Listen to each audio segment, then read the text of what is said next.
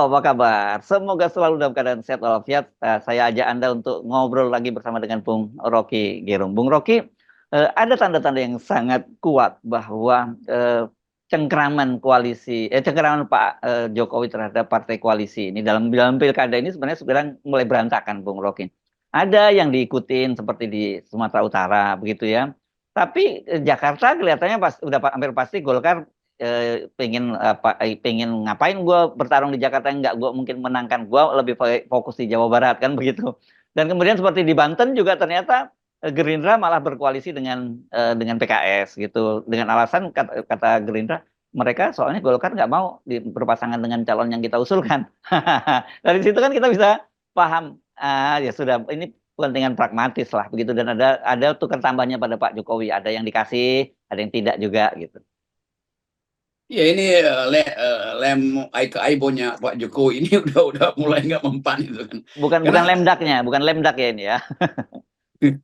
bukan ini ke aibon yang Ya ya. merekatkan Hmm. mereka tuh. Dan Hmm. dalam posisi lemdak Hmm. tentu mereka yang tadinya percaya bahwa Jokowi bisa menyelamatkan mereka, makin lama makin melihat bahwa Jokowi ternyata nggak bisa menyelamatkan mereka juga. Kenapa? Karena Jokowi hanya ingin menyelamatkan dinastinya kan.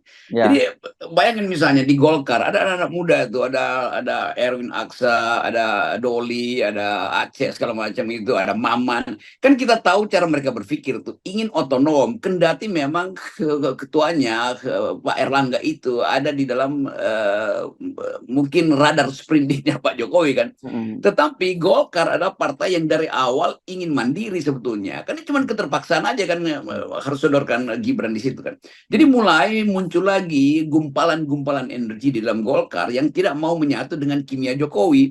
Jadi Hmm. itu yang terlihat di dalam berbagai friksi di kalangan koalisi Indonesia Maju ini untuk jalan sendiri-sendiri akhirnya tuh. Jadi Hmm. saya kira juga Golkar ingin jalan sendiri juga, tetapi ya oke, mungkin masih ada beberapa kasus yang mengganjal di situ. Tapi ini masih sampai November kan, masih dalam 1 minggu ini misalnya ada perubahan isu politik, ada sedikit goncangan ekonomi, lalu Golkar pulih sepenuhnya akal sehatnya bahwa walaupun kami diincar karena sangat mungkin jejak-jejak korupsi, tokoh-tokoh Golkar masih dipegang oleh Pak Jokowi, tetapi Golkar mesti terangkan bahwa kalaupun kami punya kesalahan, itu kesalahan pidana, tetapi kelakuan Jokowi itu kesalahan konstitusi, itu maksa-maksa segala macam. Pak. Saya kira itu tuh provokasi kita siang ini. Ya, saya kira ini kalau kita analogikan ya Bung Rocky dengan IKN ya, di mana kan kemudian banyak sekali taipan-taipan yang great groundbreaking juga di sana begitu ya. Tapi nanti kan dia tahu ya sebentar lagi kan pergi, setelah groundbreaking nggak dilanjutin nggak apa-apa. Sama saya kira soal ini kan Pak Jokowi itu berkuasa sampai Oktober gitu. Sementara, nah cilakannya tapi kalau soal pilkada ini kan pendaftaran itu pada bulan Agustus dan penetapan pada bulan September. Jadi Pak Jokowi masih agak lebih leluasa lah ngatur sampai sampai pencalonan. Tapi soal nanti pada pemilihan Pak Jokowi udah nggak bisa apa-apa. Ya, kita lihat bahwa nafas Pak Jokowi sebagai politisi ya makin terengah-engah tuh, dan orang atau para politisi terutama politisi muda Golkar itu tahu batas nafas politik Pak Jokowi sebetulnya. Jadi Jokowi tetap menginginkan dia bisa atur Golkar, dia bisa atur partai yang lain, dia masih bisa nindipin kepentingan dia melalui Gibran di Gerindra. Ternyata Gerindra juga mulai mulai menganggap bahwa nggak begitu dong, masa terus-menerus kita tunduk pada kepentingan Jokowi. Gibran cukup lah, jangan ditambah lagi itu. Jadi tetap ini potensi retak di Kim itu, koalisi Indonesia Maju ini sangat semungkin terjadi karena dua faktor. Pertama, makin sadar kader-kader muda terutama di Gerindra maupun di Golkar itu bahwa mereka tidak mungkin sekedar jadi boneka terus-menerus kan. Masa tokoh-tokoh muda di Golkar itu tadi saya sebut beberapa nama itu, Erwin, Doli, Maman, Aceh, siapa lagi itu yang bahkan generasi di bawah mereka ini yang muda-muda itu yang jadi caleg dan berhasil di banyak daerah. Kan Golkar panen suara sebetulnya kan. Kenapa mereka mesti tunduk pada kecemasan? Yang cemas biar aja Erlangga yang cemas. Dan suruh dia minum air mineral. Enggak, saya kira sebenarnya kelihatan sekali kan polanya ya. Mulai ada trade off, dan saya kira mereka juga kalau misalnya trade off-nya tidak semata-mata karena tunduk pada Jokowi, misalnya Sumatera Utara, mungkin mereka melihat bahwa ya memang Bobi punya peluang begitu. Jadi udahlah nggak apa-apa, kasih pur dulu Pak Jokowi di situ. Tapi ketika mulai minta Jakarta, kemudian minta lagi di misalnya Jawa Barat dan sebagainya, ya nanti dulu gitu. Padahal buat Pak Jokowi sebenarnya yang paling vital itu di Jakarta, bukan di tempat-tempat lain. Begitu. Itu mereka bisa baca jalan pikiran Jokowi itu, dan kecepatan atau kecerdikan anak-anak Golkar ini itu susah ditandingi oleh orang yang sudah berkerumun di sekitar Jokowi itu. Jadi ini bagus juga kita mulai ada dalam satu kompetisi yang di dalamnya ada taktik dan strategi itu.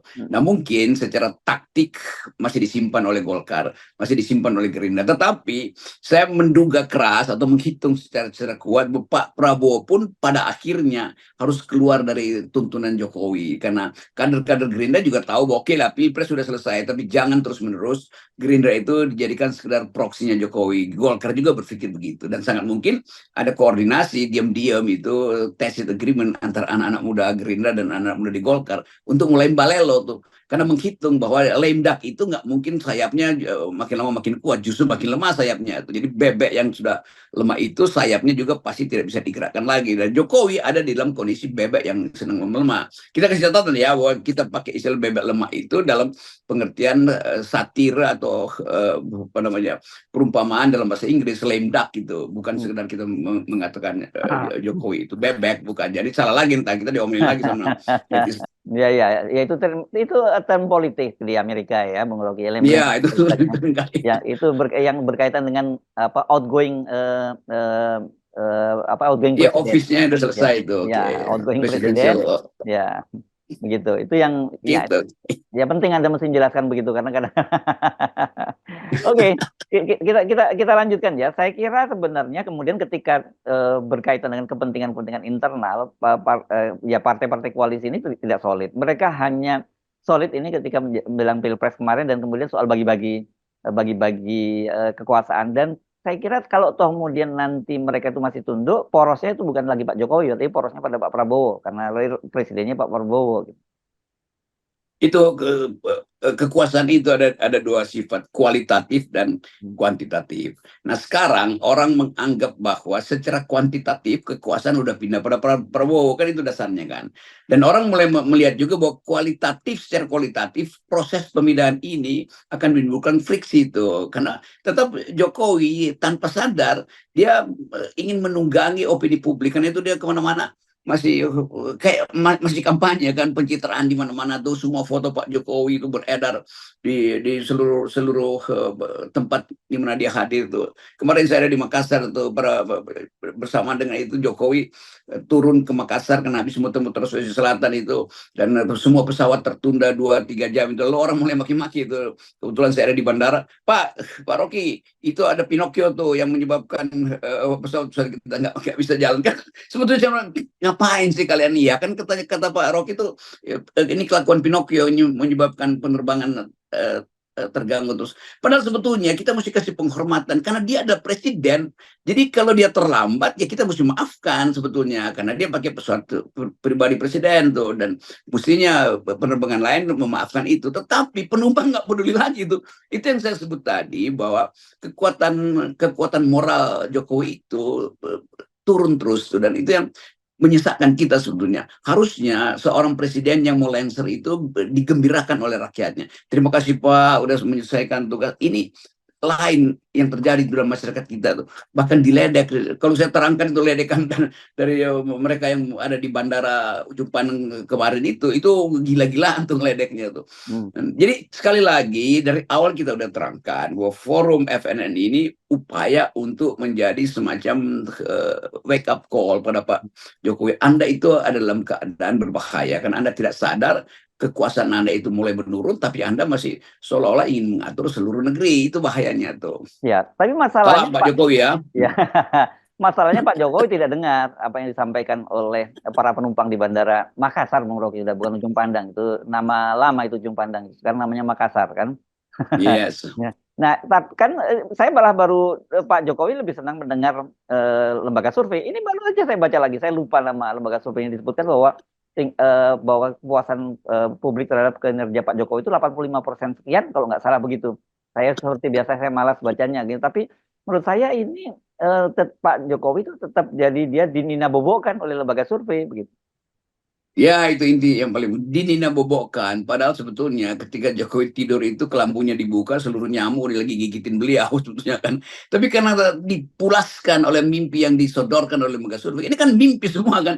Buat apa 85%? Kalau seorang pejabat daerah itu di depan saya bisa mengkritik diam-diam tuh sambil ya udahlah kita puji-puji aja dia tuh, toh nantinya dia dilengsarkan. Itu saya dengar dari banyak pejabat daerah. Kalau saya lagi pergi bertemu dengan mereka di bandara, itu kritikan atau sinisme pada Pak Jokowi itu luar biasa. Padahal dia masih ASN. Jadi sebetulnya lembaga survei ini berbohong itu. Coba mereka nguping, ikutin gue aja tuh lembaga survei. Dan lu dengerin bagaimana ASN itu sinis betul pada Jokowi kan. Apalagi kelas menengah yang tabungannya itu dikuras untuk konsumsi karena kebijakan Jokowi itu memperlemah daya beli mereka. Kan itu intinya tuh. Kalau kelas bawah mungkin bisa disogok dengan BLT. Kelas atas sudah lenggang kangkung karena diberi insentif macam-macam oleh ide untuk membuat bisnis family office di Ah, Bali ya, itu kan. ya. Tetapi kelas menengah yang setiap hari liatin ATM mereka itu, dan bahkan bank-bank sekarang tuh ketakutan jangan sampai dikuras habis-habisan lalu dikasih batas minimal tabungan, kan itu menunjukkan bahwa kelas menengah udah resah. Ya. Kalau kelas menengah resah itu artinya negara ini udah goncang, udah goyah gitu. Ya, jadi kalau kita kembali ke topik tadi ya, topik awal soal bagaimana cengkeraman Pak Jokowi terhadap partai-partai koalisi 02 ini sekarang sudah mulai melemah. Saya kira ini jadi Pak Jokowi mungkin membuat nggak jadi tidur, nggak bisa tidur nyenyak walaupun di Nina bubukan oleh lembaga survei, karena pasti kan fokus perhatian Pak Jokowi adalah bagaimana masa depan dari dinastinya sepeninggalnya Pak Jokowi. Karena orang seperti Gibran, orang seperti Bobi, bahkan seperti Kaisang kan posisi tawarnya pasti akan lemah bersamaan dengan lengsernya Pak Jokowi. Gitu. Ya, saya membayangkan sebetulnya Bobi, Kaisang, Gibran ada juga dalam mental kecemasan itu. Tapi dia mungkin tutupi itu karena berharap bapaknya bisa carikan jalan keluar tuh. Padahal itu jalan keluarnya itu makin lama makin kecil tuh. Jadi Ya, keluarga Pak Jokowi sebetulnya harus diasuh juga untuk menerima fakta bahwa ya, ayah kalian itu, bapak kalian itu tidak punya kapasitas lagi. Saya mau bicara ini sebagai ya. orang yang memahami secara dekat perilaku dinasti Jokowi ini, tetapi nggak ada orang yang mau tegur. Satu waktu misalnya Gibran datang ke tempat saya tuh beberapa tahun lalu, saya terangkan hal yang sama tuh, Anda ada dalam potensi berbahaya tuh. Tapi orang merasa bahwa ya Gibran datang ke tempat Rocky Gerung untuk membujuk masuk kabinet. Saya bilang enggak, justru saya ingin terangkan bahwa akumulasi dari kesalahan-kesalahan Pak Jokowi selama 9 tahun itu akan mengakibatkan legitimasinya dia memburuk dan akan punya impact pada kalian, pada Gibran. Yes, oke, baik, Bung Rocky ya. Yes.